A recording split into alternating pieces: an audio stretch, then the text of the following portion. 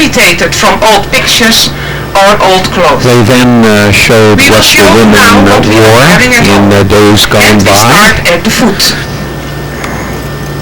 First we have black shoes. Well, that finished the night. We got up bright and early the next morning around 5:45 because today we're going out and see the famed Ellesmere flower auction. By the way, it's day 7, it's Friday. Here we are inside this humongous building. We're up on a catwalk, and it gives us a real good bird's eye view of the bustle below. Now this flower auction started in 1912 and is owned by a cooperative of about 5,000 growers. They said that more than 20 million flowers from around the world are auctioned here daily. Exotic blooms picked in Africa in the morning can be auctioned off at this facility the same afternoon. And that's why it's located right next to the Amsterdam airport. Since it was early morning, the auctions were going on. They were held in 3 separate areas. They had a pre-recorded tape explaining the auction, and so I was fortunate enough to get some of it. So let's listen. Here we are in the auction room. 2 electronic auction house. It works simultaneously and independently with each other. The buyers have their seats in the auction room and can switch between clocks by means of a colored button on the buyer's bench. The candle light that counts down from 100 to 0 indicates the price. The price lead is shown in the center of the clock. Most cut flowers are auctioned in cents, but sometimes in units of 5 or 10 cents. From 2002, they will be auctioned in euros. The price is always per piece, so per single bloom or stem. By pressing on the button, the buyers can stop the load at the price they are prepared to pay for a certain batch. Therefore, the buyer who is the first to stop the clock is offering the highest price. His buyer number appears on the clock face, so that he immediately knows that he was the first to bid. Using the microphone on the buyer's bench, he can tell the auctioneer how many units of the batch on offer he wants to buy. If he only takes half of the batch, the remainder is offered for sale once more. That continues in the same manner until the entire batch is sold. As you can see, it all happens very quickly. Every time the buyer number changes, another transaction has been completed. About 1,500 transactions per hour can be made at each clock. With this auction system, the gigantic supply of products is divided into small portions in just a few hours. A unique system with nothing else like it anywhere else in the world. The transaction details are entered directly into the central computer. They are immediately processed into bills for the buyers, paper and electronic statements for the growers, and statistics.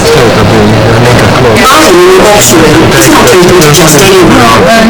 Customers first need to be registered with the Ellesmere Flower Auction.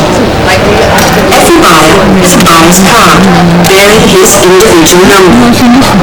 When the buyer's card is inserted into a slot on the bench, the button is unlocked and the buyer is registered with the computer under his individual number. I hope that has given you a good overview of how it works.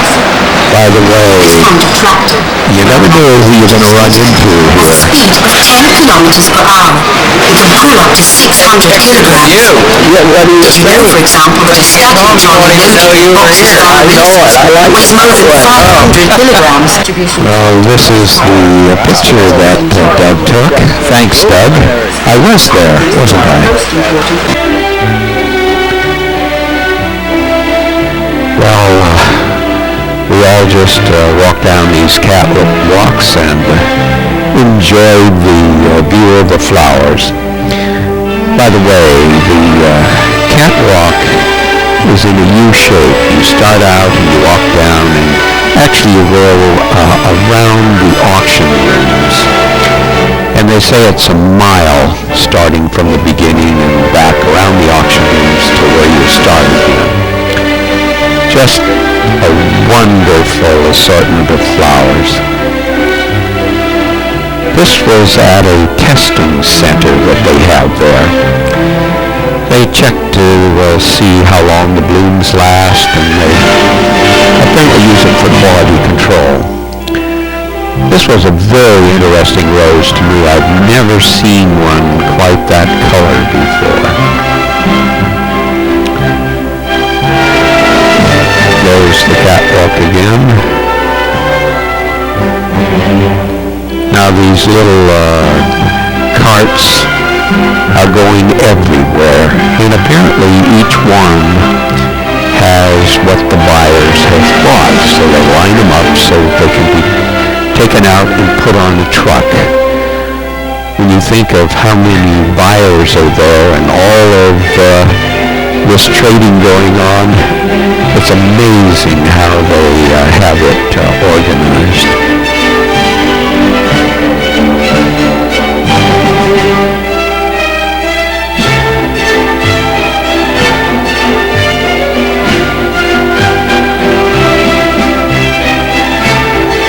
This was an interesting machine that wrapped the flowers, those carts. When it got to the top, it stopped. Well, with that, our tour was completed.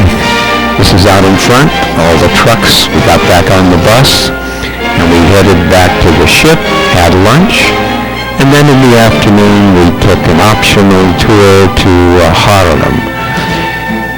And on the way we enjoyed the sights, and Roland told us much about the area.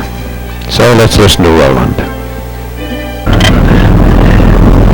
If you want to live along this river in those little houses on the left, you have to pay more than 2 to 3 million euros. That's a lot. But then we have a nice little house, of course. You take a look at this one on the left. It's approximately 4.5 million euros. So I have to save more money. Not far from that spot was this lovely place. This is where Rembrandt spent a lot of his time sketching for his masterpieces. And that, of course, is Rembrandt's statue of him.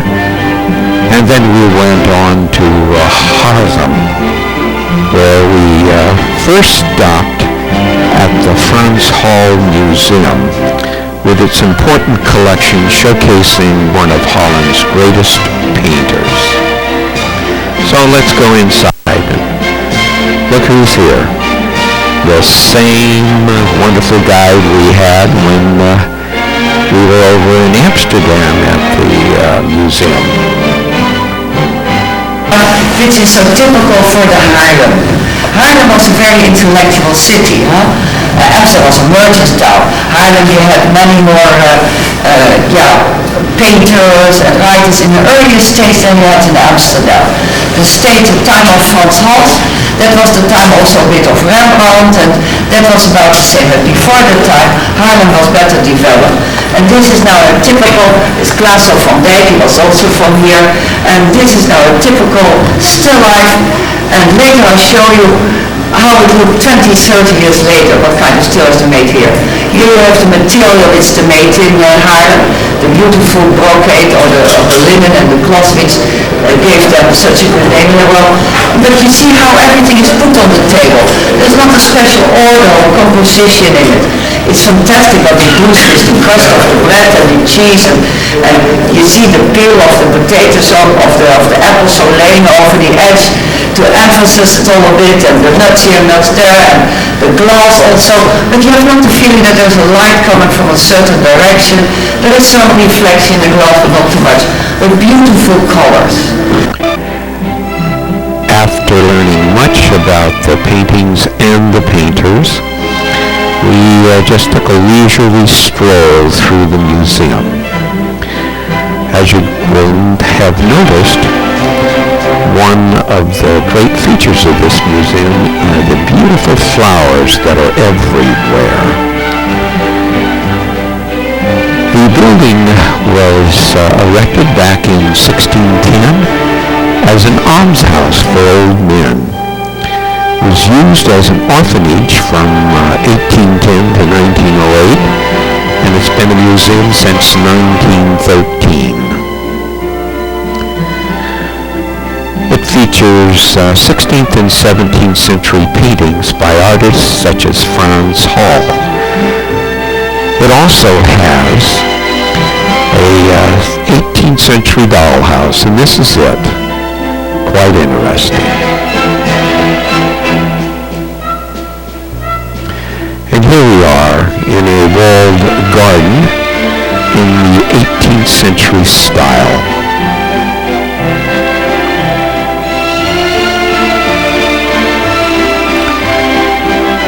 Just a beautiful museum, and the flowers just added so much to it. And then we took a walking tour of this 700-year-old capital of North Holland. It was charted in 1245. Heard of her? It was, for me, the first time I heard about Corrie ten Boom was from an American group. Corrie ten Boom is quite well known in the United States. She has published a lot of books. She came from a Christian family, but they hid a lot of Jewish people and had a lot of contact with people of the underground, with students. And in the first, in the room, in the family room, it's very small. We had some 40, 50 people who came to hear the teachings, to talk about a special religion.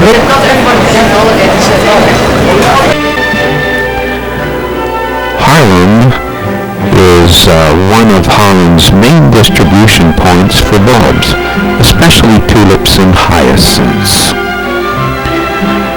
Here's one of the open markets, and then it was back to the ship. Now we're aboard our ship. Let's just take a walk around. This is on the upper deck, lounge area, and that, by the way, is another ship. This is the one we were tied up to, and we walked across to get to our ship. There's the swimming pool. It was empty. You can see how close we were to the other ship, looking down between them. You can look from one cabin room into the other if you wanted to. Another view. The sun's going down, and we're going to be having some dinner, but first let's go inside to the library. It's going to be, Hey, Will, what you doing? going to even be better. Lois, Ben? Hi there. Yeah. The sunset's going to be better, George, in a few minutes. It looks good out there. Well, let's see. I'll take a picture tomorrow and see how far along we've gotten. Can you imagine? Here it is, the next morning. And today, as you'll see here, we're going to be setting sail at 6:45 a.m. We're going to be cruising, and then we're going to visit the Dutch National Liberation Museum. So, let's go out on deck and watch us start our sail. Here we are, ready to take off.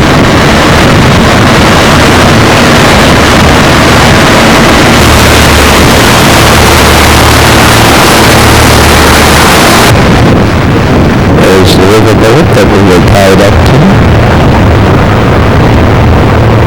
Let's see who else is out on deck. Hey, there's Jack with his camera. Doug? Morning, George. A sailor's life for me. Yeah, boy. When it's warmer. What are you doing up so early? Oh, we gotta catch the sunrise. Yes, Here in as we leave Amsterdam. Right. You know, there's not many up here, though. No. You know? The hardy sailors. Right.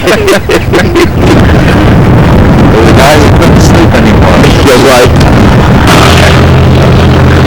Notice how close that we follow the ship in front of us.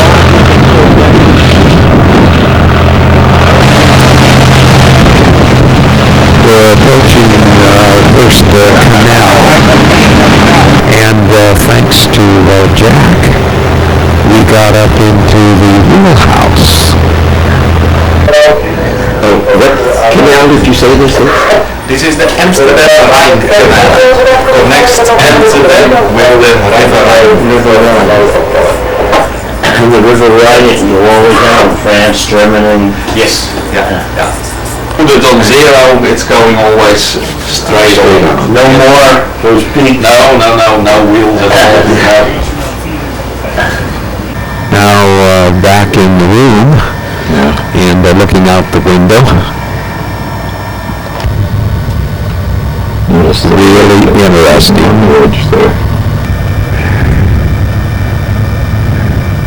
You can see our wake against the dikes. George going to breakfast now? Yeah, we're going to have some breakfast. I bet you're hungry right now. Oh, man. Yeah, he's hungry waiting for me. Enjoy your breakfast. Thank you, Jack. I have to have my second one. It was interesting. Along the banks, the Saturday fishermen were out, and they had these sacks that were down the water that they kept the fish in. Going to be going into this lock, and it changes about 10 feet. Got the green light.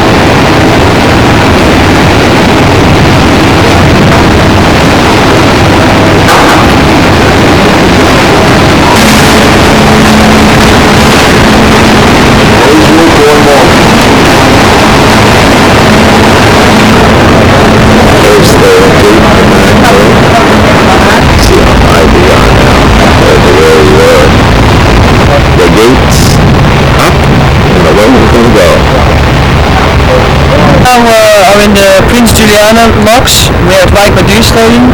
This is the connection to the north. It's Amsterdam. This is the Amsterdam Rhine Canal. It connects us with the Rhine River. This part of the river is called the Lower Rhine. When the Rhine comes into the Netherlands, it splits us into 3 tributaries. It's the Lower Rhine, the Rhine River, and the IJssel River. From the south of the Netherlands comes the Maas River.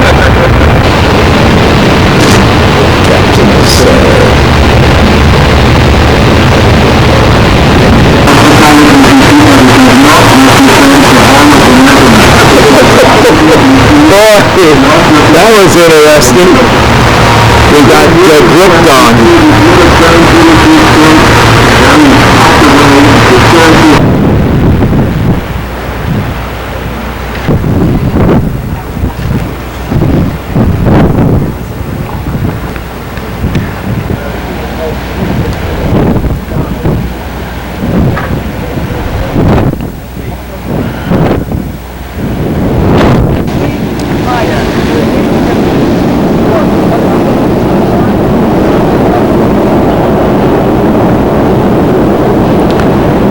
Now coming into Nijmegen, and we're going to be bussed over to the Dutch Liberation Museum. You enter the museum through this simulated parachute.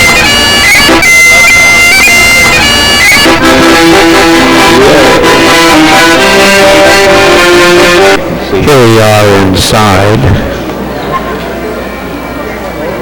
You can see the parachute, and by the way, these are thank you notes that people write to the servicemen. I think that's it.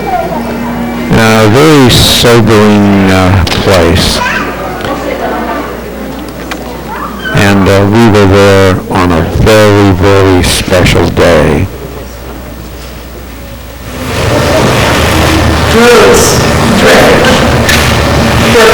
Ladies and gentlemen, very welcome in the Liberation Museum on a very special day. This is our Liberation Day. So many years ago, in 1945, we got our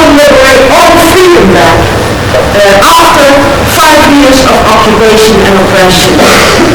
And we still celebrate this day as one of the big festivities you can ever experience in your life. So we have a special program in the museum today, and you are very lucky to take part in it. We have a special guest, Mrs. Green Nelson, a rising star. And we are very lucky to get her here because she has a very busy life giving all kinds of performances. She will give you a small concert which is special made for the Liberation Day. She wrote and composed the music for it. And the song is called Story of the World. I will read it to you. The story of the world is the story of me. It's the story of war. A sad story. I want freedom. Peace brings consolation, but can it console? Time rules all rules, but can it take pain away? I want freedom. Once the story begins, it cannot end. Give me a dream, so that I can forget the thread of hope, a bird on the wing. The story of the world is the story of me. Even if you win, you always lose something. I long for freedom. Peace brings consolation, but cannot console. Slowly I'm realizing that life won't last forever. I'm fighting for freedom. Give me a dream, so that I can forget a thread of hope, a bird on the wing.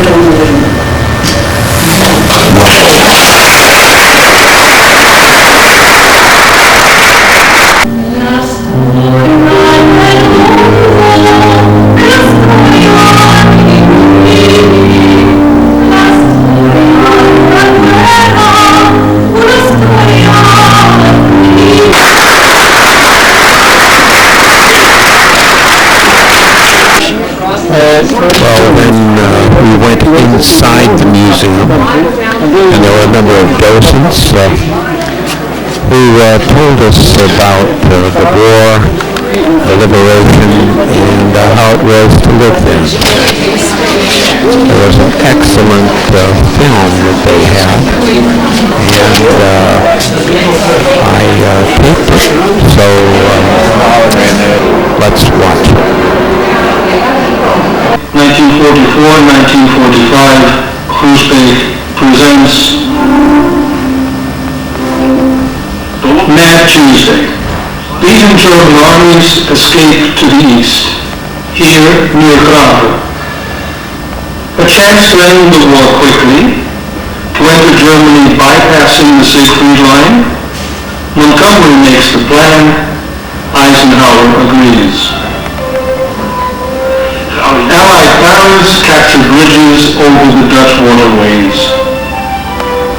Over this route, Horlick's tanks can quickly advance from Belgium toward Nijmegen and Arnhem. Thereafter, Dempsey's British Second Army will bypass the Siegfried Line via what Montgomery called the Open Door near Goch and enter Germany towards Berlin. Sunday, September 17th, Operation Market Garden starts. 30,000 Paras, 3 airborne divisions, will be dropped by surprise in the Netherlands. With their heavy kits, they walk towards the planes of Troop Carrier Command standing ready. In central England, General James Gavin addresses his All-Americans. About 1 o'clock, they will land near Groesbeek and Overasselt. In the south of England, Maxwell Taylor's Eagles help each other to board. They will jump at Somme and Veghel.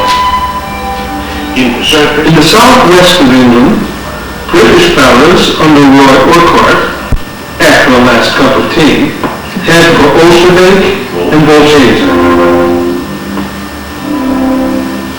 21 airfields, 1,800 troop carriers are standing ready.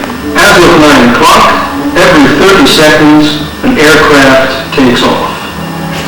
The 101st Airborne Division is waved goodbye by Brereton, commander of the Allied Airborne Army. Sky trains of the All-Americans look for the formation pattern.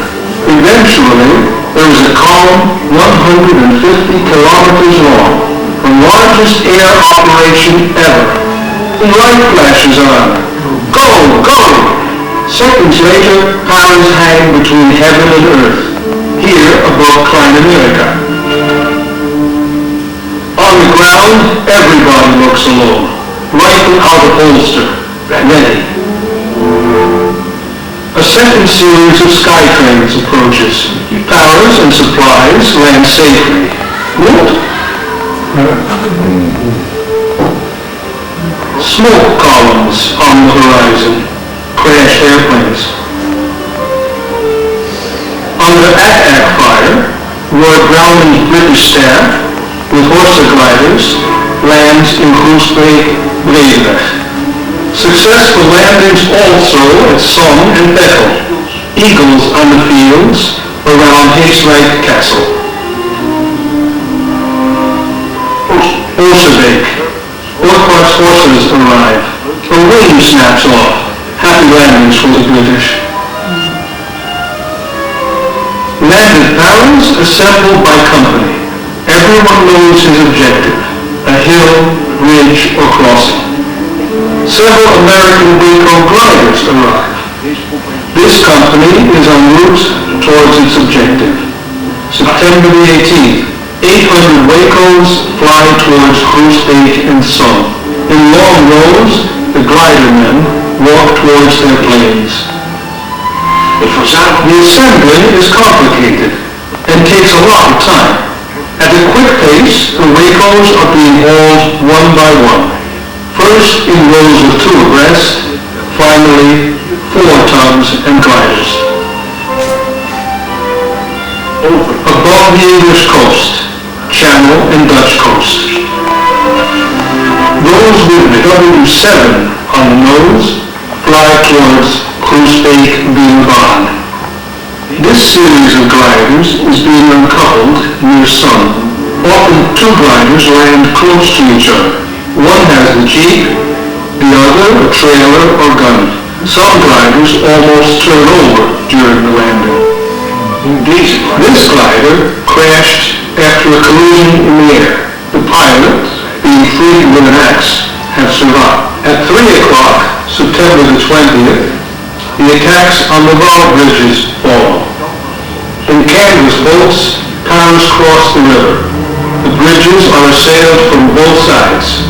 At last, about 7 o'clock, several British tanks cross the bridge. But on September the 21st, they get stuck before Elst. Polish powers under Sosabowski land at Grave and Lille. The situation around Arnhem is becoming critical. Red Cross jeeps drive towards the Bergmaniano. Wounded are being carried in on stretchers. Americans, British, civilians, Germans wait for nurses, blood plasma, penicillin. Everywhere there are field graves, as on the Olandsingers. For the British, Arnhem becomes a bridge too far. 1/5 escapes across the Rhine towards Nijmegen. The Vaal Bridge at Nijmegen. 1 year later, General Gavin and Powers have returned from Berlin. Gavin decorates civilians for their help, amongst others, from Bernabek, Melchers, and the parents of Jan van Oog. Parade and ovation on the Oranjensingel. The American cemetery at Moorhoek. 800 fallen rest here. Children lay flowers on the graves. Chaplain Wood prays for the fallen. General Gavin lays a wreath on behalf of the airborne.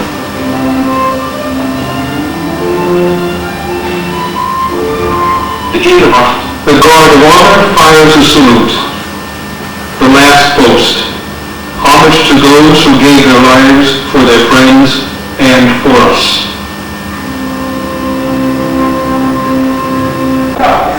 Now, after the movie, we walked around and examined the displays.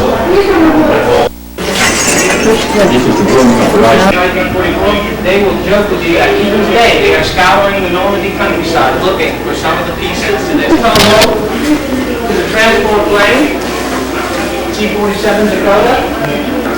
And we get them over the target area, and then the pilot or the co-pilot will release it. The cockpit sections, it will just be the front piece of that model that you see up above. This is an right, British paratroopers flying bicycle. Here, we've had a reserve chute. British paratroopers did not jump with a reserve chute because they jumped from... We didn't see a lot of this. No, I know it.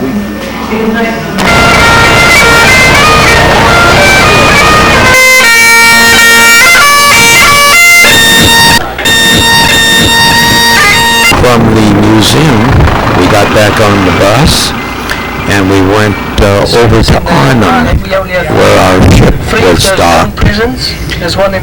We spent the night there, got up in the morning, and we're going to be taking a tour of Arnhem. So let's go outside and see what a nice day it is. Wow, we lucked out. It's a beautiful day out there this morning.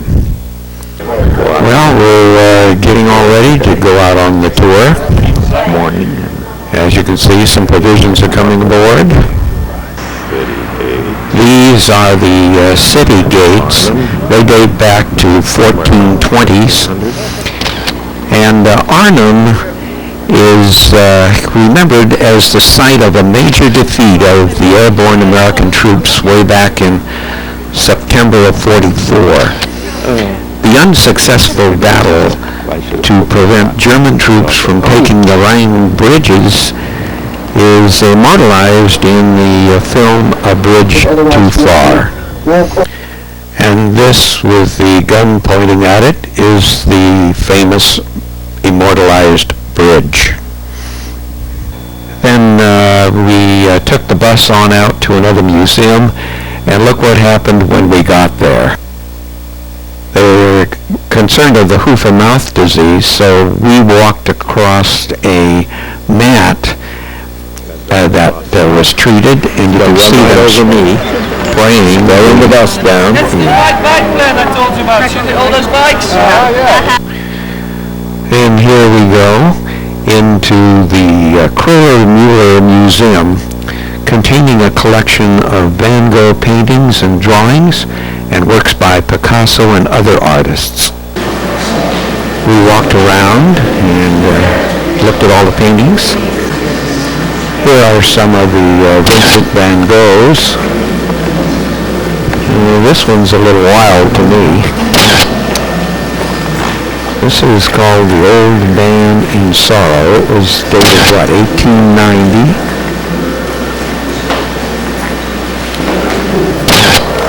And this one is a tower, and it is dated 1884. Quite a difference in his artwork. And here is Monet.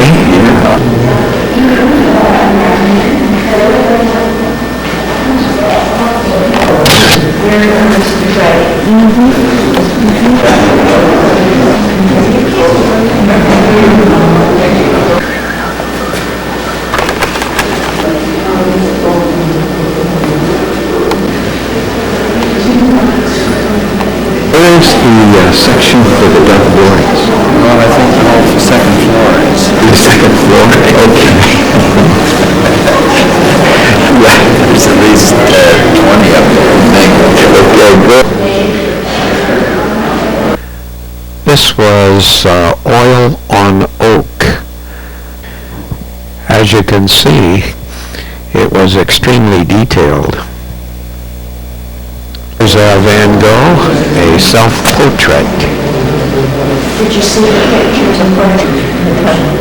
So looking at Van Gogh.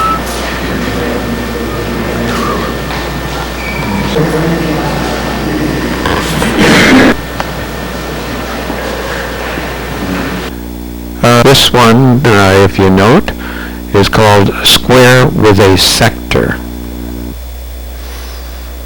How about that?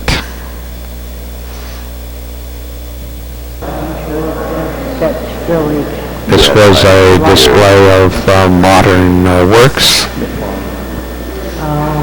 Is that what that? Well, now we're out in the garden area, and it was beautiful. Heard here as I walked along is, what is that thing?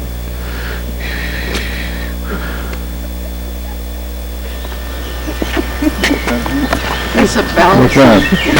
You have an R-rated. What those are. Because we just seem sour. But the print doesn't look like the picture. Maybe it will when you turn it comes on the wall.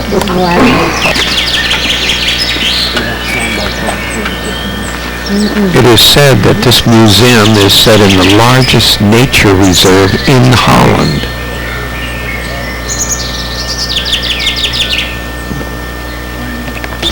By the way, the sculpture garden does contain works by Rodin. Hey, who's over there enjoying the park? We're now back on the ship after our tour. We're going to continue sailing towards Zirkonsee. You can see who's in the library. That's Lois and Will doing that puzzle. And there's Norma. She's just enjoying herself reading a book. And as you all see, the gangway is coming aboard. And for one person who was on the ship, they didn't make it, as you will see. But just ahead is the bridge too far.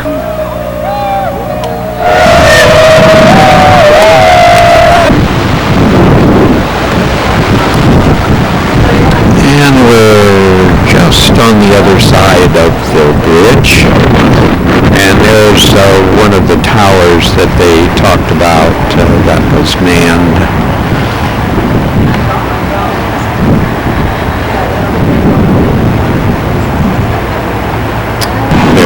Our last look at Arnhem.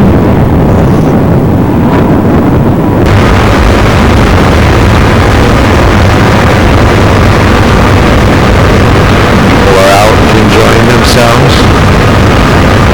Well, we were heading on up to Germany, and this boat came around, and it was bringing some supplies. And little did we know that there was going to be more to its trip than what they thought.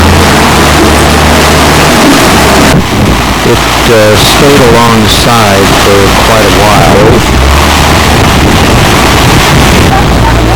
You could tell there was a lot going on.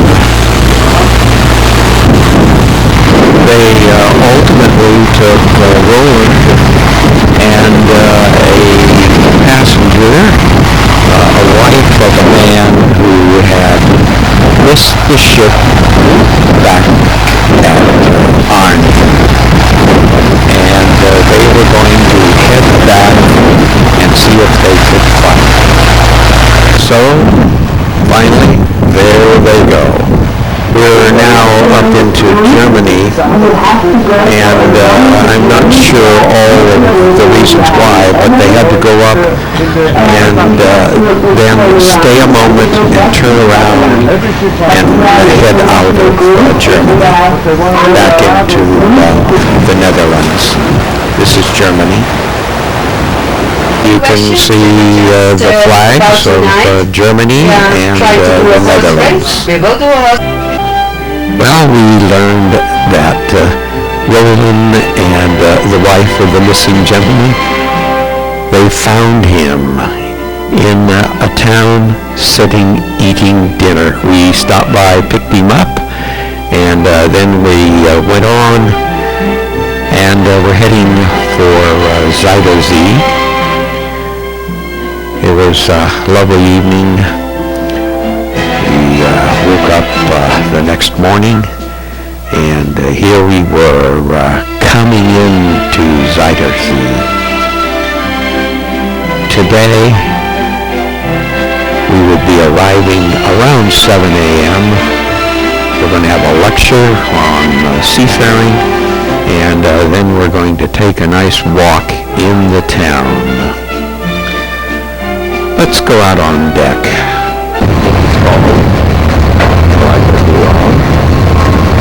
It's now approaching 7 a.m. It's rather cold out here on the deck. As you can see, the deck crew has their coats on. Can you believe we're going to go through that little opening?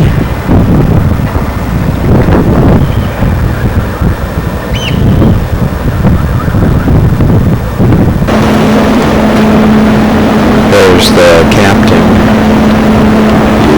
He's at the controls there. Notice how close we are.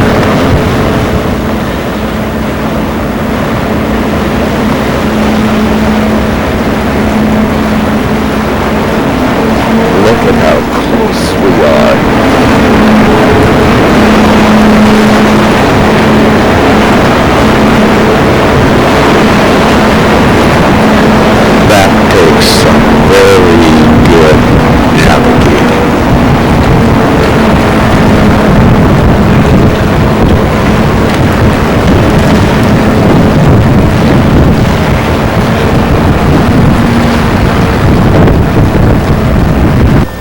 Here's where we're tied up. We're going to go out on a walking tour. I don't know the three English names. I think it's the family of the Pumas, but I will. Do many projects in order to become a real Mason, to be a member of the Masons Guilds. So what they have to do, they have to make this gate without any use of cement. This is a gate and it's from 1651. Can you imagine? Oh my God! No cement holding at the end? No cement, just a little bit. Oh, look at that.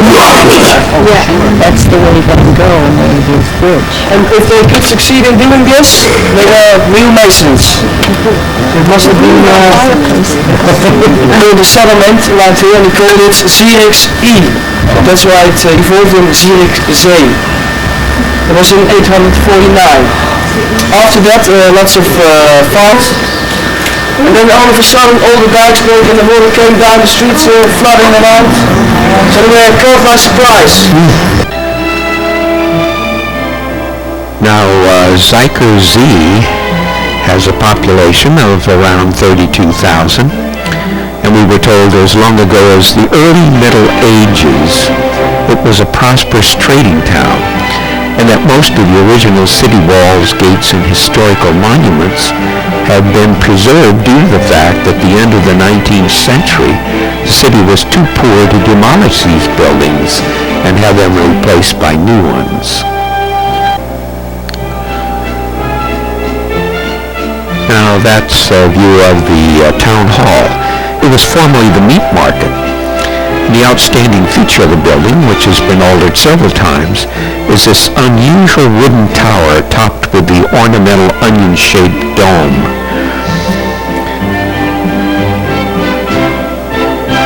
The decorative pieces of wrought iron, with holding lighted torches,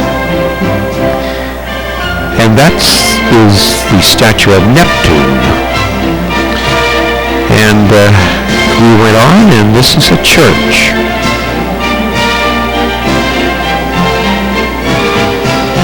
Another view of the town hall.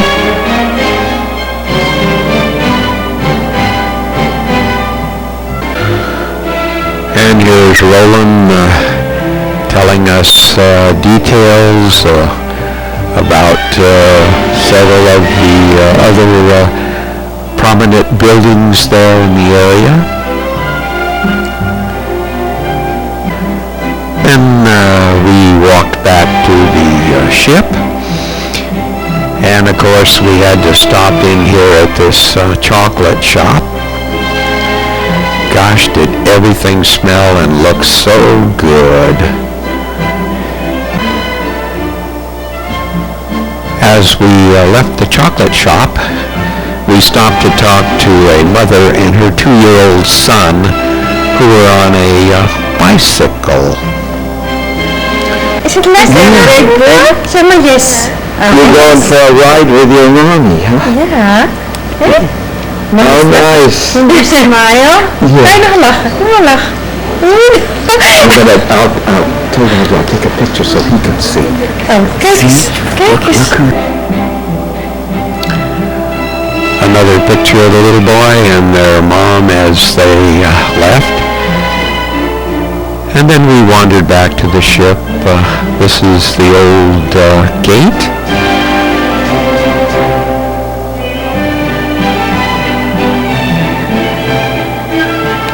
Very picturesque village.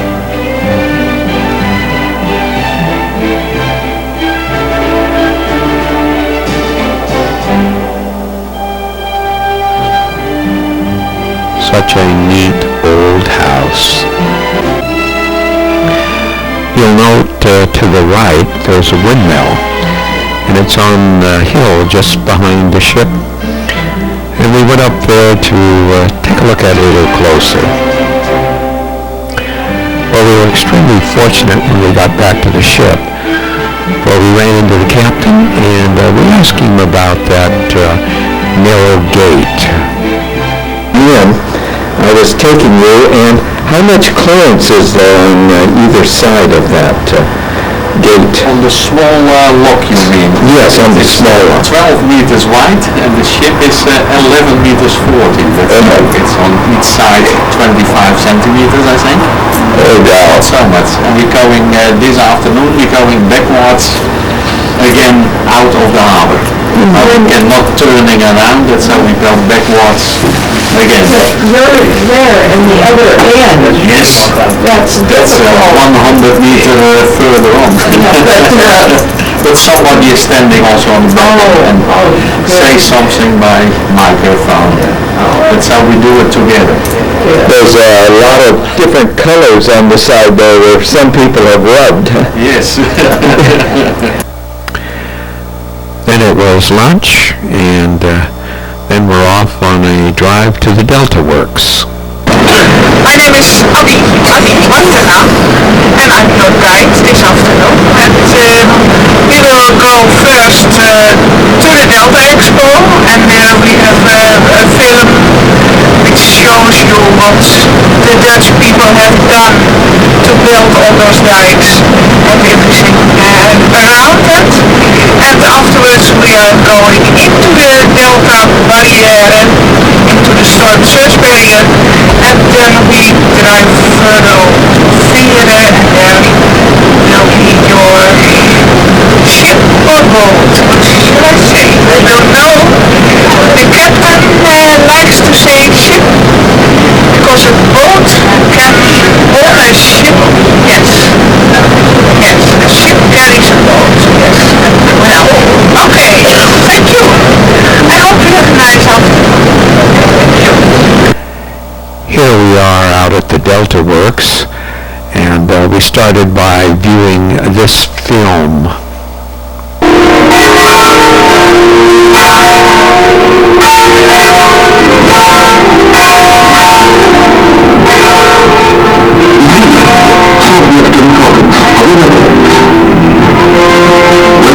When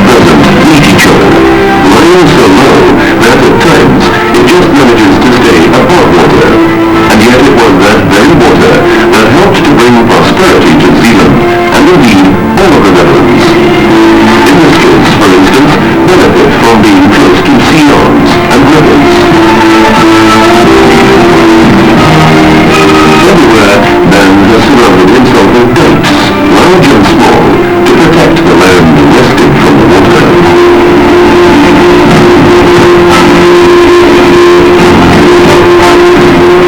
In the Netherlands, things are different.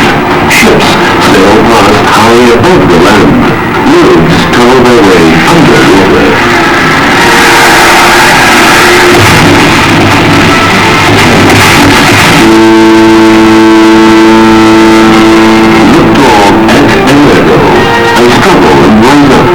Words inscribed on the crest of Zealand province that truly apply to this region, washed by the sea and the sea arms.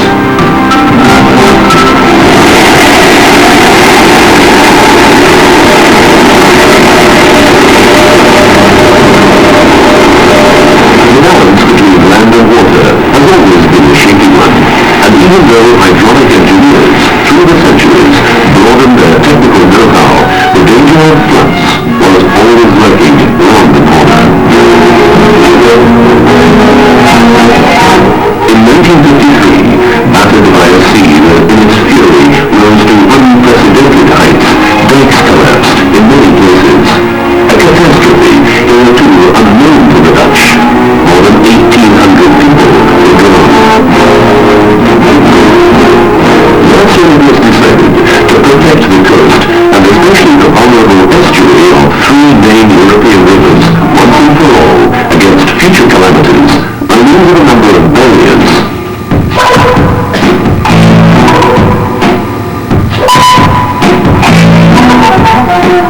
The scheme, known as the Delta Project, shortens the coastline by more than 700 kilometers. The final stage of the project was carried out in the mouth of the Eastern Scheldt. The area of the tidal basin was reduced by building two islands on existing sandbanks. Closure of the three remaining tidal channels will adversely affect the unique saltwater tidal environment. In the age-long struggle against the sea waged by the Dutch, safety always came first. This company realized, just in time, that the ecological environment in the Eastern Scheldt is very valuable as well.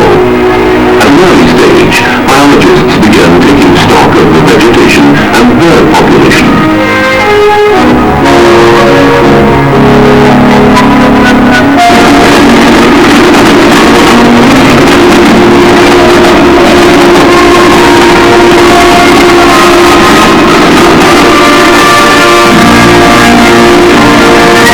Helicopters, flying in a fixed pattern, have taken samples from the seawater. They were needed to test the quality of the water and the effect of tidal movements on the presence of nutrients, for instance, shellfish in the Eastern Scheldt. The samples were taken to the laboratory to be analyzed in the freshest possible conditions.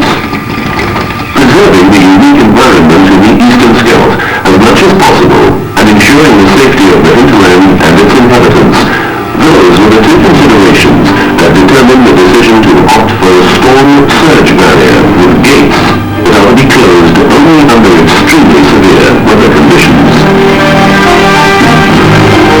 Construction of the storm surge barrier begins by dredging a trench in the seabed. Nets are let down on both sides of the trench to stop the sand at the bottom from moving.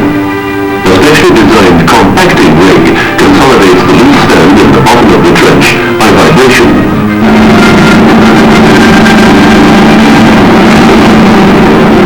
Foundation mattresses filled with sand and gravel cover the compacted trench bottom. On this solid foundation, the storm surge barrier can now be built.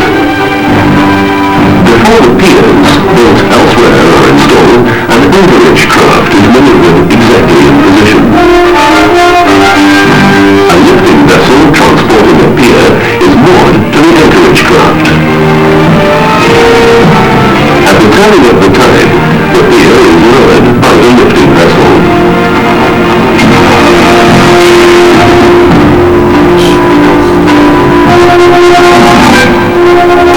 The broad base of the pier is embedded in several layers of rocks. Bridge sections are then placed on the piers. A superstructure adds height to the piers. Sliding steel gates are mounted between them. gigantic concrete sill beams between the piers determine the size of the gate openings. The rock sill is brought to the correct height. The heavy steel gates are lowered only when a storm surge threatens, so that the land behind is protected against flooding. In various laboratories, tests have been carried out, for instance, to determine the effects of a storm surge barrier on the tidal movements as far as the back reaches of the eastern scheldt. Never before has a hydraulic project of this magnitude been carried out.